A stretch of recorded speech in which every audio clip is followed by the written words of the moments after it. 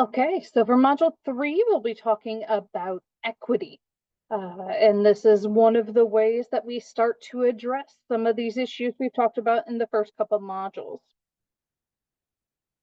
So equity is, according to the APA, providing resources according to the need to help diverse populations achieve their highest state of health and other functioning. There's been a lot of focus on health equity recently, particularly within APA.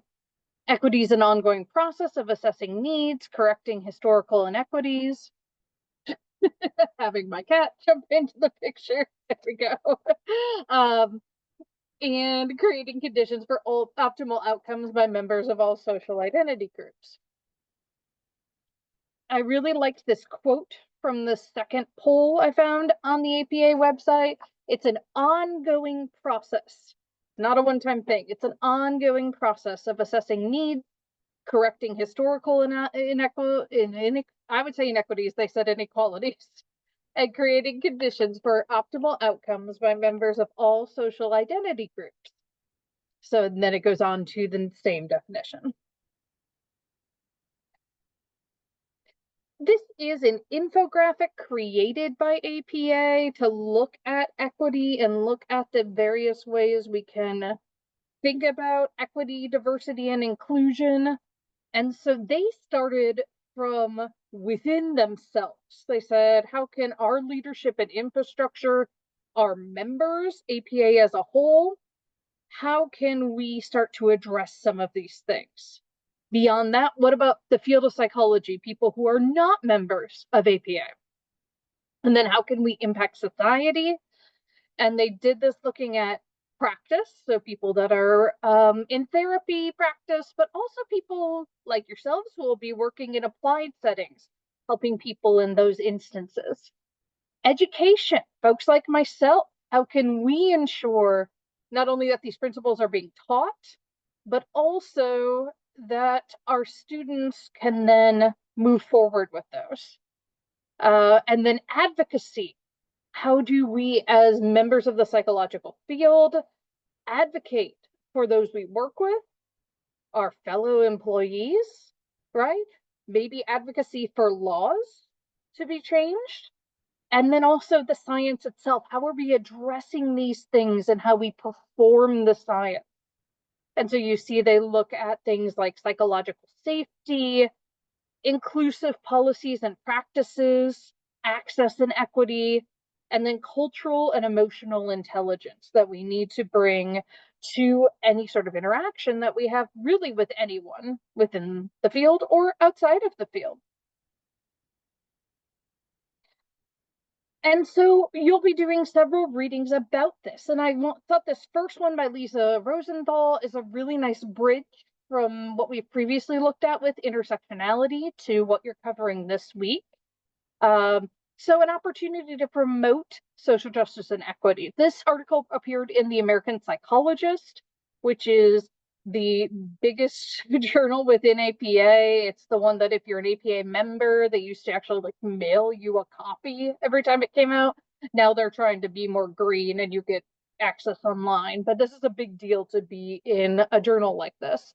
And so this article is going to talk about, in particular, intersectionality.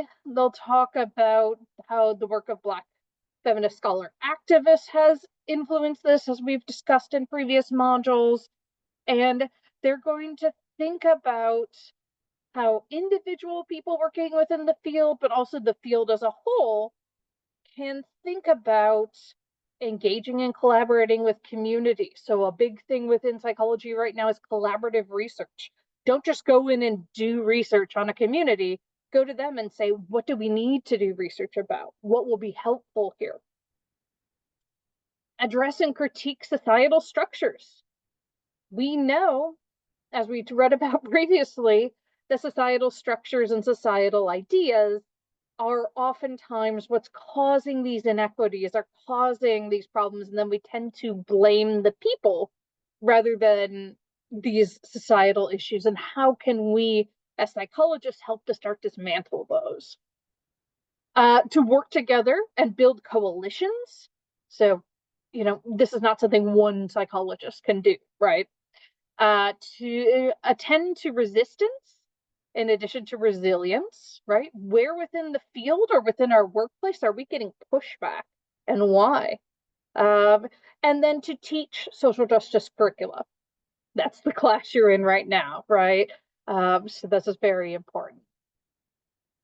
And then you'll have this vocational psychology article looking at equity and well-being. And this in particular is going to focus on individuals in STEM fields, but talk about some other fields as well.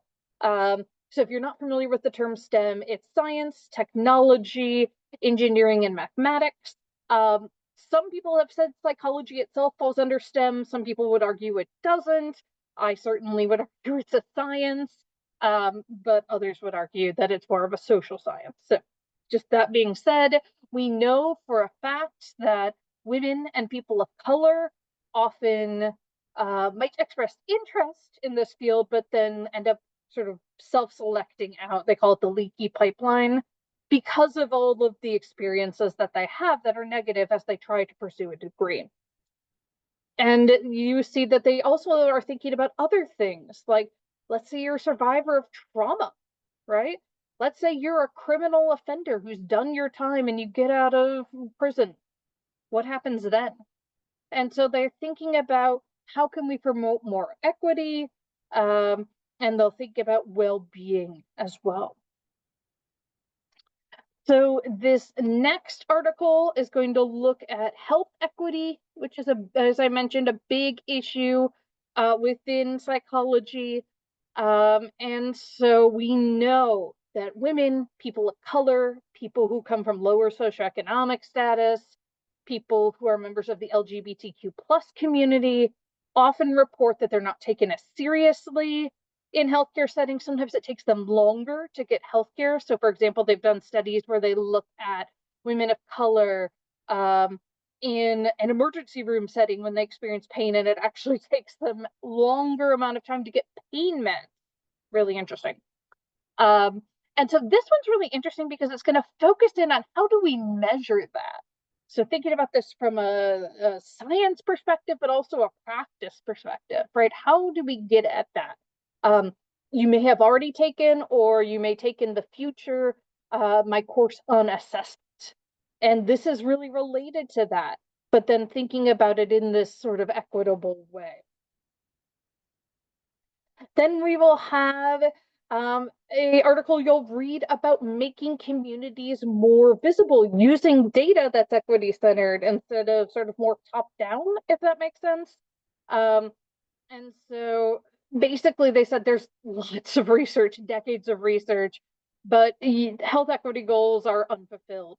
And so this calls for a different way of looking at collection of data, analyzing data, and then also how we interpret that data and report it, right? In journal articles and white papers at conferences, but also to the general public.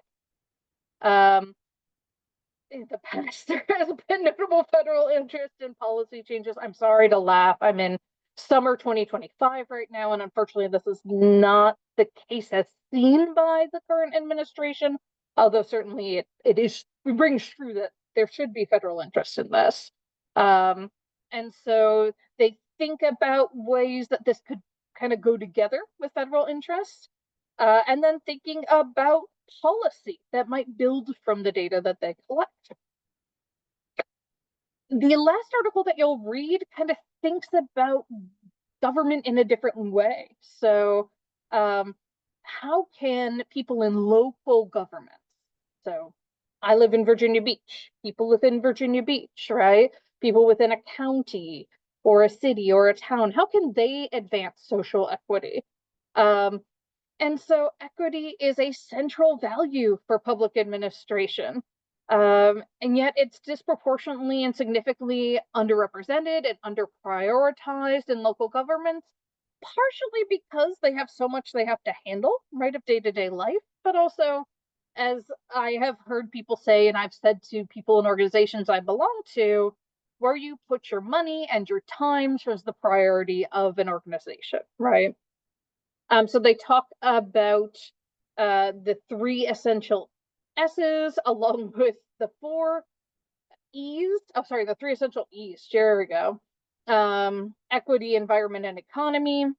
And then the disciplines for E's are economy, efficiency, effectiveness, and equity. And so sort of thinking about how do we incorporate that in a way that's going to make the most sense. So I hope that you find this very interesting and challenge yourself to think about equity in all of these different roles.